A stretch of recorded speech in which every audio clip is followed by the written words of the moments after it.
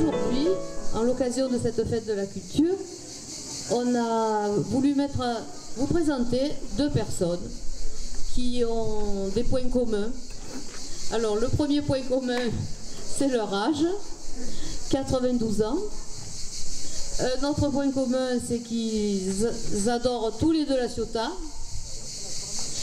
Et un troisième, c'est que ce sont des donateurs.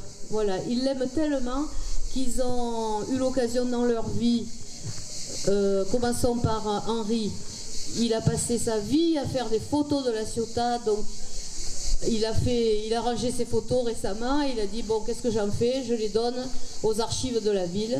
Albert Barbarousse, lui, il est né à la Ciotat, d'une famille aussi ciotadaine. Son grand-père travaillait au boulevard Guérin, était joaillier, joaillier.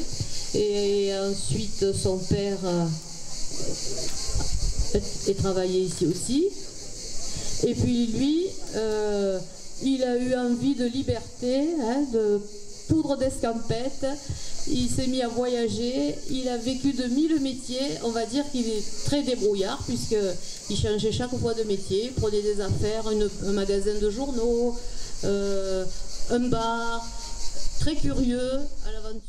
De Toulon jusqu'à Orange, bon, on achetait avec ma femme, on achetait des affaires tombées, on les remontait, on les vendait, et chaque fois avec le bénéfice, on faisait des voyages. La première sculpture qu'il a eu l'idée d'offrir à la ville, c'était un buste de Michel Simon, avec son singe sur l'épaule. Et de fil en aiguille, vous le savez peut-être, il est allé en offrir jusqu'à 7. Il y a 7 sculptures aujourd'hui au Jardin de la Ville qui ont été conçues et financées par Albert Barbarousse pour l'offrir à la ville.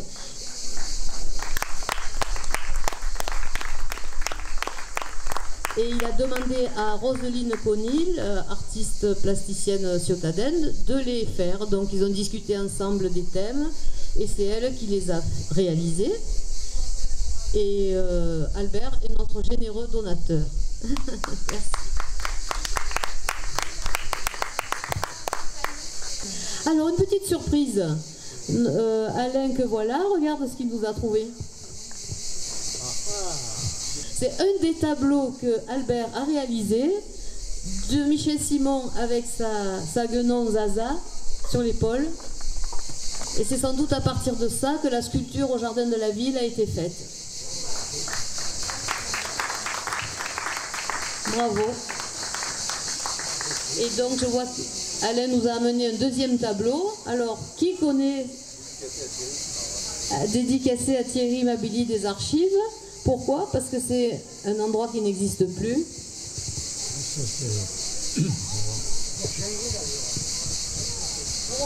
Vous reconnaissez de loin? C'est quoi? Quelle place? C'est la poissonnerie qui était à la halle Sadi Carnot. Alors, un petit mot sur Henri maintenant. Donc, Henri, pour le présenter, ses parents venaient de Sardaigne, comme beaucoup d'Italiens ou de gens des îles qui ont migré au début des années 1900. Ils se sont arrêtés entre Cassis et la Bédoule, où son père a trouvé à travailler au cimenterie Lafarge. Et comment ils sont arrivés à la Ciotat? Je trouve que c'est intéressant comme raison. D'abord, ils étaient très nombreux. Ils étaient 19 enfants. 18 frères et sœurs, vous vous rendez compte? Et donc, Henri est le 13e sur 18. Et donc, imaginez la maman qui élève tous ses enfants. Elle s'est dit, bon, il faut qu'ils trouvent tous un travail. Et elle a entendu dire qu'à la Ciotat, il y avait une école d'apprentissage qui s'est créée dans les chantiers. Elle s'est dit, je vais mettre mes enfants dans cette école, comme ça ils auront un métier. En effet, quand on allait à cette école qui durait 3 ans, on pouvait devenir, selon ses aptitudes, travailler le fer, le bois, la tuyauterie, le moteur, enfin il y avait toute une série de métiers qu'on pouvait choisir. Et elle a bien vu, parce qu'il y en a quelques-uns qui ont fini au chantier. Pas Henri, parce que c'était un des petits derniers, il a choisi une autre voie. J'avais 6 mois à ce moment-là, je ne peux pas encore choisir. Il est arrivé à la Ciotat à l'âge de 6 mois. Bon, on le pardonne, on va dire qu'il est ciotadin. Hein. Tu as trouvé du boulot 1 an au chantier à cette époque. Hein. Et après, il n'y avait plus de travail au chantier. Donc, on lui a dit, va à la mairie, ils recrutent. Je tape à la première porte. La première porte, là, on me dit, entrez, qu'est-ce que vous voulez? Mais je cherche du travail. On m'a dit, vous savez écrire? Et oui, je lui ai dit, c'est d'avoir le certificat. Alors, j'ai fait la page d'écriture qu'on m'a commandé. Et on m'a dit, ben, demain, vous rentrez, vous êtes embauché. J'ai dit, je suis embauché. Mais c'est pourquoi faire? Elle me dit, mais ici, vous êtes à la mairie. Vous êtes embauché à la mairie. Et voilà comme quoi je suis devenu employé municipal de la ville de la Ciotat sans avoir de diplôme. C'est vraiment rare. Je crois que c'est plus possible. Mais ce qui est intéressant, c'est sa passion. Sa passion photo et savoir pourquoi il a donné 15 000 photos à la ville de la Ciotat. Alors, je lui ai posé la question de comment, la première fois, qu'est-ce qui l'a intéressé dans la photo, quoi. Et il va nous le dire. Alors, en premier, je voulais dire que je rends hommage aux frères Lumière qui ont fait de l'image photo ce qui bouge. Et moi, c'est ça qui m'intéressait. Donc, de fil en aiguille, sa vie a été faite de rencontres. À l'œuvre, il y a l'abbé Cerise qui est arrivé. L'abbé Cerise, j'en ai beaucoup entendu parler parce que c'était quelqu'un qui a impulsé plein d'activités pour les jeunes, qui était à l'écoute, etc. Donc, quand il est arrivé, il a posé des questions à tout le monde et puis il a senti qu'ils avaient envie de faire des photos et il a décidé de faire un club photo à l'œuvre. Il demande qui veut faire un club photo pour l'œuvre de jeunesse. Voyant que personne ne bouge, moi j'ai levé la main, j'ai dit oui, je vais essayer. Et voilà comment ça a démarré pour créer un club. Mais pratiquement j'étais débutant en photo. Il a fallu que monsieur Père Cerise demande à quelqu'un qu'il connaissait très bien, monsieur Gavard, qui habitait à la rue Guémard, je ne sais pas s'il y a des personnes qui l'ont connu. Le père Gavard et le fils Gavard, c'était vraiment de très bons photographes dans ce cas.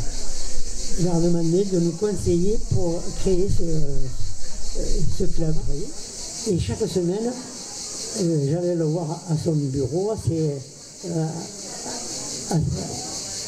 chez lui, enfin, dans son atelier, et il me donnait des explications pour pouvoir les faire aux jeunes qui venaient avec moi.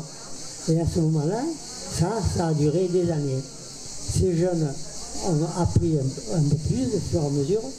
Et un beau jour, M. Gavard m'a dit, c'est pas la peine de venir, mais là, ça y est, vous êtes un bon photographe. Mais pratiquement avec ces jeunes, on allait faire le tour de la Ciotat pour faire des photos. Photos des lancements de bateaux, photos des gens en train de marcher, des gens en train de travailler dans les rues, tout ça. Voilà. Du mouvement, quoi. Alors une surprise, pour illustrer ce que tu viens de dire, voici une des photos que tu as prises des lancements de bateaux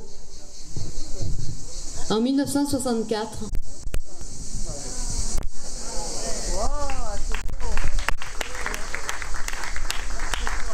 Il a été correspondant de presse et c'est pour ça aussi qu'il a pris tant de photos, parce qu'il était missionné pour ça. Hein. Bravo.